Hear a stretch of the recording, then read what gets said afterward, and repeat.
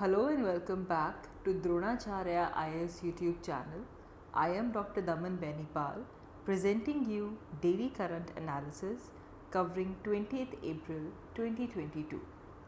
इस video lecture में हम आज के इम्पॉर्टेंट करंट अफेयर्स डिस्कस करेंगे जो कि हमारी UPSC preparation point of view से इम्पॉर्टेंट हैं. So let's begin with it. तो चलिए शुरुआत करते हैं. आज का हमारा पहला news article the Delhi municipal corporation amendment act 2022 से रिलेटेड है. So president of India Ramnath Kovind has given his assent to the Delhi municipal corporation bill 2022.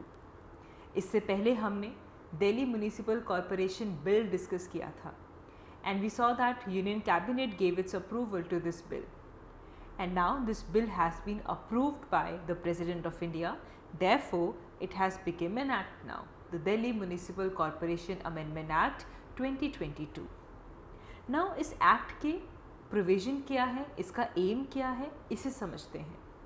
So the aim of the Delhi Municipal Corporation Amendment Act 2022 is to merge the three municipal corporations of Delhi. Delhi में 3 municipal corporations हैं, south Delhi, north Delhi and east Delhi. इन तीनों municipal corporations को merge करने के लिए ये Delhi municipal corporation amendment act pass किया गया है. इससे पहले 10 साल पहले 2012 में दिल्ली की जो म्यूनिसिपैलिटीज़ हैं, म्यूनिसिपल कॉरपोरेशंस हैं, इनकी ट्राइफर्केशन की गई थी. एंड उस टाइम पे ये एम था कि इससे जो गवर्नेंस है उसकी डिसेंट्रलाइजेशन होगी एंड देयरफॉर इम्प्रूवमेंट होगी.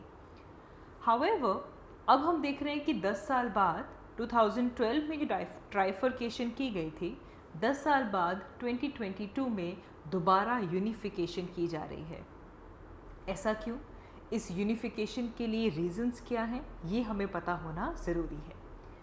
तो जब 2012 में गवर्नेंस की डिसेंट्रलाइजेशन के लिए जो ट्राइफर्केशन की गई, दिस ट्राइफर्केशन वाज वेरी अनइवन. चाहे वो टेरिटोरियल डिवीजन्स की फॉर्म में हो, तो टेरिटोरियल डिवीजन भी सेम नहीं थी, north Delhi, south Delhi, east Delhi. And similarly in तीनों ही कॉरपोरेशंस के जो रेवेन्यू जनरेटिंग पोटेंशियल था वो भी बहुत अनइवन था, डिफरेंट था. नाउ इसकी वजह से क्या हुआ कि जो तीनों कॉरपोरेशंस थे उनके जो रिसोर्सेज की जो अवेलेबिलिटी थी, इसमें काफ़ी बड़ा गैप क्रिएट होना शुरू हो गया. बिकॉज कॉरपोरेशंस के जो रेवेन्यू जनरेटिंग पोटेंशियल है वो ही काफ़ी अनइवन था. एंड देयरफॉर ये जो रिसोर्सेज की अवेलेबिलिटी में तो गैप हुआ ही हुआ, एंड इसका जो इम्पैक्ट है वो ऑब्लिगेशंस के ऊपर भी होना शुरू हुआ. And with the period of time ये जो गैप था ये काफ़ी ज़्यादा वाइडन अप होता गया. जो म्यूनिसिपल कॉरपोरेशंस थी वो फाइनेंशियल डिफ़िकल्टीज़ फेस कर रही थी. एंड इवन जो म्यूनिसिपल कॉरपोरेशंस की जो जो उनकी वहाँ पे जो सैलरीज़ हैं या फिर जो एम्प्लॉयज़ की जो रिटायरमेंट के बेनिफिट्स हैं, उन तक को पे करने की इनकैपेसिटीज़ इन म्यूनिसिपल कॉरपोरेशंस में आ चुकी थी. एंड देयरफॉर उनकी जो सिविल सर्विसेज हैं दिल्ली में मेंटेन करने के लिए, उसमें भी काफ़ी ज़्यादा सीरियस ऑब्स्टेकल्स आ रहे थे because of the financial constraints. And therefore अब इन तीनों कॉरपोरेशंस की यूनिफिकेशन की जा रही है, और इसके लिए जो एक्ट है वो पार्लियामेंट में तो पास हो ही चुका था, और अब इस बिल को प्रेसिडेंट ऑफ इंडिया ने भी अपना असेंट दे दिया है. And now this has become an act. Now municipal corporation की यहाँ पे बात हो रही है. जब भी बड़ी बड़ी सिटीज़ जैसे कि दिल्ली, मुंबई, कोलकाता, इन सब की एडमिनिस्ट्रेशन के लिए म्युनिसिपल कॉरपोरेशंस बनाई जाती हैं. So they are basically established in the state by the acts. जो स्टेट लेजिस्लेचर है वो एक्ट पास करता है जिसके थ्रू ये म्यूनिसिपल कॉरपोरेशंस बनती हैं. और अगर हम यूटीज़ की बात करें तो यूटी में इस तरह का जो एक्ट है वो पार्लियामेंट पास करता है. तो कंसर्न्ड, सपोज़ हम मुंबई की बात कर रहे हैं तो महाराष्ट्र का जो लेजिस्लेचर है उन्होंने मुंबई की म्यूनिसिपल कॉरपोरेशन के लिए एक्ट पास किया है. अगर हम कोलकाता की बात कर रहे हैं तो वेस्ट बंगाल ने किया है. लेकिन अगर हम किसी यूटी की बात कर रहे हैं तो then the act is passed by the parliament of India. And this is the reason why हम इस पॉइंट को इसलिए डिस्कस कर रहे हैं कि जो Delhi municipal corporation amendment act है ये पार्लियामेंट के द्वारा पास किया गया है, ना कि दिल्ली की जो गवर्नमेंट है वहाँ से, क्योंकि Delhi is a UT. So there may be one common act for all the municipal corporations in a state. हो सकता है कि एक स्टेट में जितनी भी अलग अलग म्यूनिसिपल कॉरपोरेशंस हैं उनके लिए सेम ही एक्ट है, या फिर ये भी हो सकता है कि हर एक म्यूनिसिपल कॉरपोरेशन के लिए अलग अलग एक्ट हों. म्यूनिसिपल कॉरपोरेशंस में 3 अथॉरिटीज़ आती हैं. म्यूनिसिपल काउंसिल आती है, म्यूनिसिपल कॉरपोरेशन की स्टैंडिंग कमिटीज़ होती हैं, and then there is the commissioner. And then इसी के साथ साथ we have 3 types of municipalities in every state.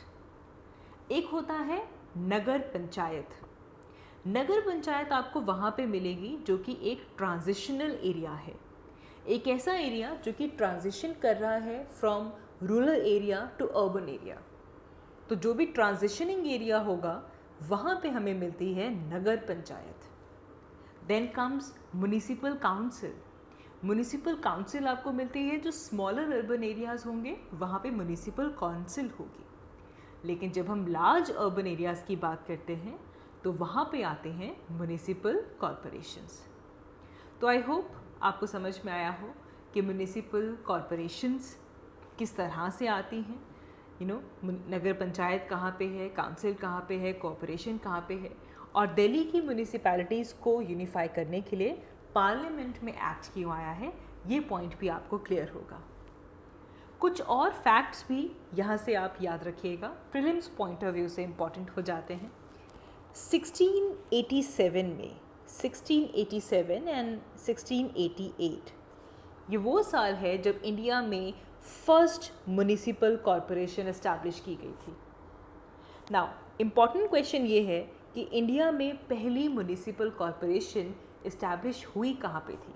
तो this the first municipal corporation in India was set up at Madras. ये बात याद रखेंगे, पहली म्यूनिसिपल कॉरपोरेशन कहाँ पे इस्टेब्लिश की गई थी, मद्रास में इस्टेब्लिश की गई थी. उसके बाद 1726 आते आते म्यूनिसिपल कॉरपोरेशंस बॉम्बे और कलकत्ता के अंदर इस्टेब्लिश की गई थी. We are talking about the colonial time, ये तब की बात है, ब्रिटिश टाइम्स की बात है. तो पहली कॉरपोरेशन मद्रास में आती है, फिर बॉम्बे में एंड कलकत्ता में. इसके अलावा another important question, you should know the constitutional provisions related to this. तो हमारे कॉन्स्टिट्यूशन का जो पार्ट 9A है, the part 9A of constitution, it deals with 3 types of municipalities. हमने अभी बात की कि ये 3 तरह की म्यूनिसिपैलिटीज़ कौन कौन सी होंगी. या तो नगर पंचायत होगी जो कि आपको ट्रांजिशनिंग एरियाज़ में मिलेगी, या फिर म्यूनिसिपल काउंसिल होगी जो कि आपको स्मॉलर टाउन्स में या फिर अर्बन एरियाज़ में मिलेगी. एंड इसके बाद आती है हमारी म्यूनिसिपल कॉरपोरेशन जो कि आपको लार्जर अर्बन एरियाज़ में मिलेगी. So these are some important facts, some important concepts related to the Delhi Municipal Corporation Amendment Act 2022. आगे बढ़ते हैं. So Delhi Municipal Corporation Amendment Act के साथ साथ President of India Ramnath Kovind has also given his assent to the Criminal Procedure Identification Bill. Parliament में criminal procedure identification bill 2022 introduce किया गया था, जिसे प्रेसिडेंट ऑफ इंडिया ने अपना असेंट दे दिया है, और ये बिल भी एक एक्ट बन चुका है, क्रिमिनल प्रोसीजर आइडेंटिफिकेशन एक्ट 2022. ना सबसे पहले हम समझते हैं कि ये जो एक्ट है इसके ऑब्जेक्टिव्स क्या हैं और नीड्स क्या हैं. ना इस एक्ट के थ्रू ऐसे प्रोविजंस आए हैं जिसके अंदर we can use the modern techniques to capture and record the appropriate body measurements. ना ये इम्पॉर्टेंट इसलिए है क्योंकि इस एक्ट से पहले हमारे पास जो एक्ट चल रहा था that was identification of prisoners act. तो पहले जब भी हम किसी की बॉडी मेजरमेंट्स की बात करें, क्रिमिनल्स की बॉडी मेजरमेंट्स की बात करें, तो इसे हम गवर्न करते थे using identification of prisoners act 1920. ना सबसे पहले तो आप ये देखिए कि ये जो एक्ट है ये 102 ईयर्स ओल्ड एक्ट है, एंड इस एक्ट के थ्रू सिर्फ और सिर्फ फिंगरप्रिंट्स अलाउड थे. फिंगरप्रिंट्स आप ले सकते हैं क्रिमिनल्स के, और साथ ही में आप फुटप्रिंट्स भी ले सकते हैं. These 2 body measurements were allowed in the act of identification of prisoners. लेकिन अब जो हमारा क्रिमिनल प्रोसीजर आइडेंटिफिकेशन एक्ट पास हुआ है, जिससे असेंट मिला है, इससे मॉडर्न टेक्निक्स को यूज़ किया जाएगा, जिससे कि जो बॉडी मेजरमेंट्स हैं उनको कैप्चर और रिकॉर्ड किया जाएगा. काफ़ी चेंजेस हो चुके हैं हमारे प्रेजेंट वर्ल्ड में. टेक्नोलॉजी काफ़ी अपग्रेड हो चुकी है, साइंटिफिक प्रोग्रेसेस हो चुकी हैं, एंड साथ ही में जो क्राइम्स हैं उनका ट्रेंड और उनका जो नेचर है वो इंक्रीज़ हो चुका है. देयरफॉर जो हमारा ये आइडेंटिफिकेशन ऑफ प्रिजनर्स एक्ट है, इसका जो एरिया है, जो स्कोप है, उसे एक्सपैंड करने की ज़रूरत थी. तो इस एक्ट के थ्रू गवर्नमेंट का यही एफर्ट है कि जो हमारी क्राइम सॉल्विंग टेक्नोलॉजी है उसे अपग्रेड किया जाए, जो ग्लोबल स्टैंडर्ड्स हैं उसके साथ मैच किया जाए ना. अब क्या होगा, फिंगरप्रिंट डाटाबेस के साथ साथ फेस रिकग्निशन सॉफ्टवेयर आप यूज़ कर सकते हैं. आइरिस स्कैन्स यहाँ पे किए जाएंगे, जिससे कि जो इन्वेस्टिगेशन की जो कैपेबिलिटीज़ हैं वो काफ़ी ज़्यादा बूस्ट होंगी. रादर आगे चल के सिविलियन वेरिफिकेशन में भी ये हेल्प करेंगी. तो बेसिकली इस एक्ट के थ्रू हमारा जो लॉ एंड ऑर्डर है इंडिया के अंदर वो यहाँ से मेंटेन होगा, and this is a legitimate state interest. So for this अगर हम इस एक्ट के मेजर प्रोविजंस देखें तो पहली चीज़ तो याद रखिएगा कि जो आइडेंटिफिकेशन ऑफ प्रिजनर्स एक्ट है 1920, ये उसका स्कोप इंक्रीज़ कर देता है. अब आप बाकी सब मेजरमेंट्स कर सकते हैं. It authorizes police to take measurements to tag those who have been convicted, arrested or detained. Now, इस बिल के अंदर, इस एक्ट के अंदर जो मेजरमेंट्स हैं उनका स्कोप बढ़ गया है.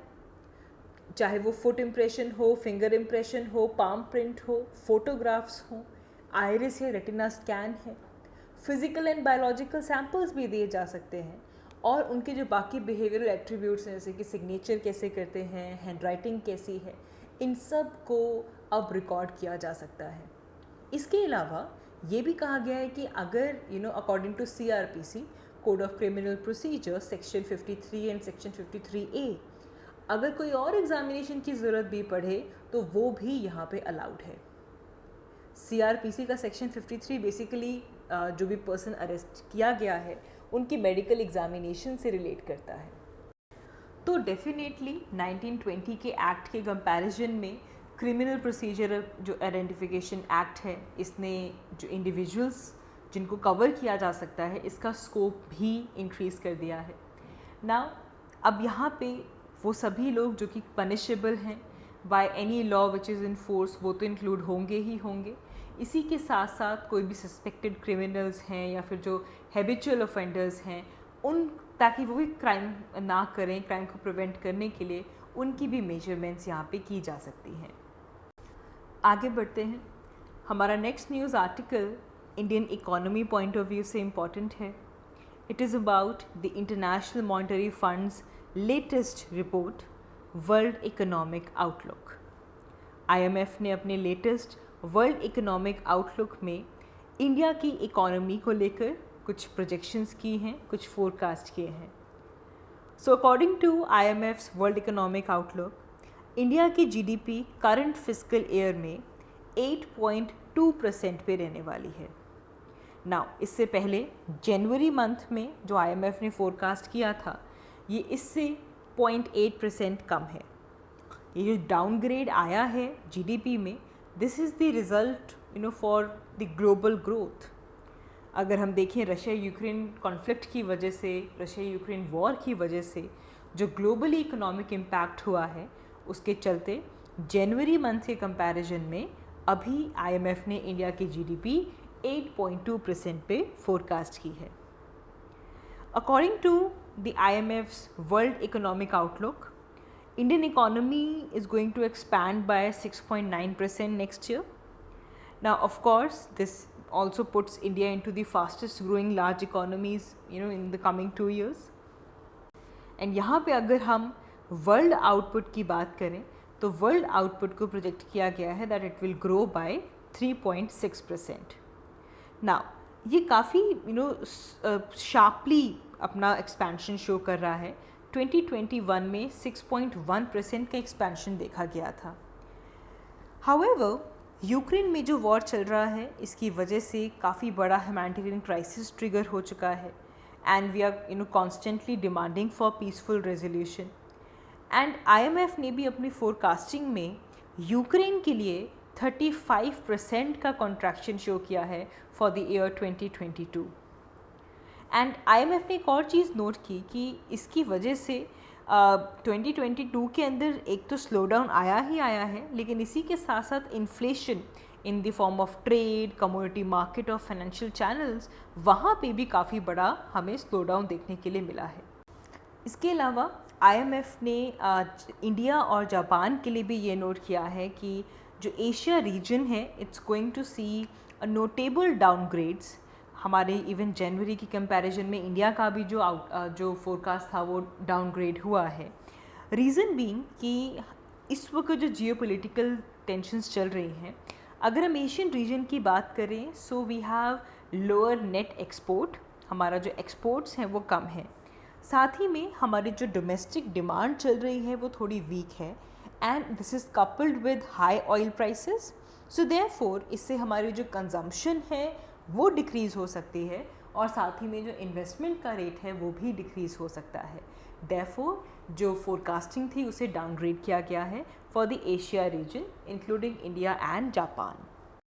इसके अलावा IMF की वर्ल्ड इकोनॉमिक आउटलुक रिपोर्ट में प्रेजेंटली जो हम high food and fuel prices देख रहे हैं एंड किस तरह इससे वल्नरेबल पॉपुलेशंस इम्पैक्ट हो रही हैं उसे यहाँ पे मेंशन किया गया। एंड वी आर सीइंग कि जो इंटरेस्ट रेट है वो राइज हो रहे हैं एंड जो सेंट्रल बैंक्स हैं कंट्रीज़ के now they are following the tight monetary policy, tight money policy, dear money policy follow की जा रही है और जो इंटरेस्ट रेट्स हैं वो इंक्रीज़ किए जा रहे हैं। And then because of this war जो हमारी ग्लोबल इकोनॉमी है ये फ्रेगमेंट होती जा रही है। As we are seeing countries are cutting their ties with Russia. हमारे पास रूल बेस्ड फ्रेमवर्क्स आ रहे हैं now which are being threatened right now. Already China के अंदर भी पेंडेमिक इंड्यूस लॉकडाउन्स लगे हैं। तो ओवरऑल जो सप्लाई चेन डिसरप्शंस हैं इसका इम्पैक्ट पूरा का पूरा जो फोरकास्टिंग है, जो ग्रोथ है, इसके ऊपर पड़ रहा है। तो प्रीलिम्स पॉइंट ऑफ व्यू से याद रखिएगा कि world economic outlook report this is released by international monetary fund IMF। आगे बढ़ते हैं। इसके बाद IMF ने अपनी एक और बाई एनुअल रिपोर्ट रिलीज़ की है। This is the global financial stability report.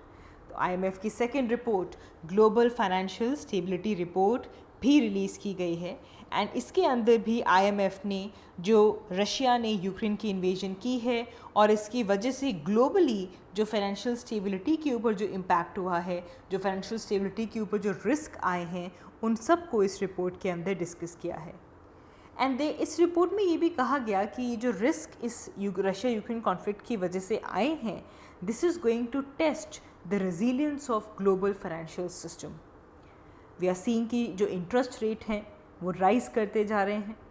ऐसे केस में किस तरह हमारा ग्लोबल फाइनेंशियल सिस्टम इसे झेलता है, किस तरह इसे रेजिस्ट करता है, ये एक देखने वाली बात होगी। तो इंटरनेशनल मॉनेटरी फंड ने अपनी ग्लोबल फाइनेंशियल स्टेबिलिटी रिपोर्ट के अंदर इसे लेकर जो इंटरेस्ट रेट बढ़ते जा रहे हैं और जो चैलेंजेस रशिया यूक्रेन वॉर की वजह से आए हैं उसे लेकर यहाँ पे वॉर्न किया है। So there has been so far no globally systemic financial event, कोई बड़ा सिस्टेमिक फाइनेंशियल इवेंट नहीं हुआ है। थ्रू डिफरेंट चैनल्स जो यूक्रेन और रशिया के बीच में जो कॉन्फ्लिक्ट चल रहा है, उसके टर्मोइल्स आ रहे हैं and this is kind of amplified through out the system. IMF ने इसको लेकर वार्निंग दी है। इसके अंदर बैंक्स और नॉन बैंक्स भी यहाँ पे इंक्लूड हो जाते हैं। दे आर ऑल्सो डायरेक्टली और indirectly expose to this conflict. Commodity market के अंदर डिसरप्शन हो चुकी है, काउंटर पार्टी रिस्क बढ़ चुका है, जिसकी वजह से हम ये भी देख रहे हैं कि मार्केट्स के अंदर भी जो लिक्विडिटी है वो काफ़ी ज़्यादा पुअर हो चुकी है। फंडिंग स्ट्रेन्स आ चुके हैं। On the verge of this war cyber attacks की फ्रीक्वेंसी बढ़ चुकी है। क्रिप्टो एसेट्स का यूज़ काफ़ी एक्सलरेट हो चुका है. सो ऑल एंड आउट अगर हम रशिया यूक्रेन कॉन्फ्लिक्ट देखें तो इससे हमारा जो फाइनेंशियल सिस्टम है वो खतरे में आता है. However it has proven to be resilient to the recent shocks. जो अभी तक जो शॉक्स लगे हैं वो तो ग्लोबल फाइनेंशियल सिस्टम ने उसे झेल लिया है, but future shocks could be more harmful, जिसे लेकर IMF ने अपनी ग्लोबल फाइनेंशियल स्टेबिलिटी रिपोर्ट में वार्निंग दी है. तो आज के ही इस वीडियो में 2 रिपोर्ट्स आ गई हैं. पहले global outlook report, world outlook report, and now we have global financial stability report. Both of these reports are released by international monetary fund. आगे बढ़ते हैं. हमने हमारी रिसेंट वीडियो में चाइना और सोलोमन आइलैंड्स के बीच में होने वाली सिक्योरिटी डील को डिस्कस किया था, all the controversy related to this. And we saw कि रिसेंटली एक डॉक्यूमेंट लीक हुआ था जिसके अंदर सोलोमन आइलैंड्स जो कि साउथ पैसिफिक में है और चाइना, इन दोनों के बीच में security agreement, security corporation deal के जो डॉक्यूमेंट्स थे वो लीक किए गए थे. And now this deal, this security agreement has been signed between China and Solomon Islands. जो साउथ पैसिफिक रीजन है वहाँ पे ये पहला ऐसा एग्रीमेंट है, ऐसी डील है जो कि चाइना ने की है. तो चाइना ने ये सिक्योरिटी पैक्ट सोलोमन आइलैंड्स के साथ साइन कर लिया है and this is the first of its kind arrangement in the south Pacific region. And सबसे इम्पॉर्टेंट क्लॉज जो यहाँ पे लिखा गया है that is the 2 sides will conduct cooperation in areas as maintenance of social order, protection of safety of people's life and property, humanitarian assistance and natural disaster response. So China ke accordingly this is an effort to help Solomon Island so that Solomon Island can strengthen their capacity building and can safeguard their own security. However, Solomon islands ने ये clear किया है that इस agreement में Chinese military base को लेकर कोई agreement नहीं किया गया है. Now we have seen that कि हॉर्न ऑफ अफ्रीका में 2017 में जबाउटी के अंदर चाइना ने अपना पहला ओवरसी मिलिट्री बेस बनाया था which went against the long standing policy of not opening of foreign basis. हमने हमारी रिसेंट वीडियो में जब हमने इस पूरी कंट्रोवर्सी को डिस्कस किया था, जो कि इस डॉक्यूमेंट जब लीक हुआ था तब हमने इस टॉपिक को डिस्कस किया. एंड देन वी सॉ कि जो साउथ पैसिफिक आइलैंड्स का जो रीजन है it is among those area जहाँ पे चाइना और ताइवान के बीच में कंपटीशन चलता है for the diplomatic recognitions. Now China के अकॉर्डिंगली ताइवान एक रेनेग्रेड टेरिटरी है जो कि चाइना का पार्ट है and China is waiting for the reunification. And international stage पे चाइना इस चीज़ को अपोज करता है अगर कोई भी कंट्री ताइवान को as a independent state recognise करती है. तो ऐसा कोई भी कंट्री जिसको चाइना के साथ अपने रिलेशंस एस्टैब्लिश करने होते हैं they will have to break the diplomatic ties with Taiwan. ना इस कहानी में ट्विस्ट इस बात पे आता है क्योंकि पैसिफिक आइलैंड स्टेट्स में सोलोमन आइलैंड्स वर अमंग दो 6 nations who had official bilateral relations with Taiwan. Taiwan के साथ सोलोमन आइलैंड्स के बायलैटरल रिलेशंस रहे हैं. लेकिन ये स्टोरी चेंज होती है 2019 में आकर जब सोलोमन आइलैंड्स और किरिबाती आइलैंड्स अपनी जो एलिजेंस है इसे स्विच कर देते हैं and they switch it towards China. जिसके बाद अब उस रीजन में ऐसे 4 रीजनल कंट्रीज़ रह जाते हैं जो कि ताइवान को बैक करते हैं. Most of these countries are under the control of US. Micronesian group में ये कंट्रीज़ फॉल करते हैं. तो ये एक बड़ा एरिया है यहाँ पे and now we are seeing कि चाइना और सोलोमन आइलैंड्स के बीच में सिक्योरिटी एग्रीमेंट साइन हो चुका है. आगे बढ़ते हैं. So United Nations has warned a humanitarian catastrophe which is at the verge of taking place in the Horn of Africa. Horn of African region में कीनिया, सोमालिया, इथोपिया, यहाँ पे जो रेनफॉल है ये काफ़ी डिले हो चुकी है and months long droughts Horn of Africa suffer कर रहा है, जिसके चलते यूनाइटेड नेशंस ने ये वार्निंग दी है that around 20 million people there at the risk of starvation this year.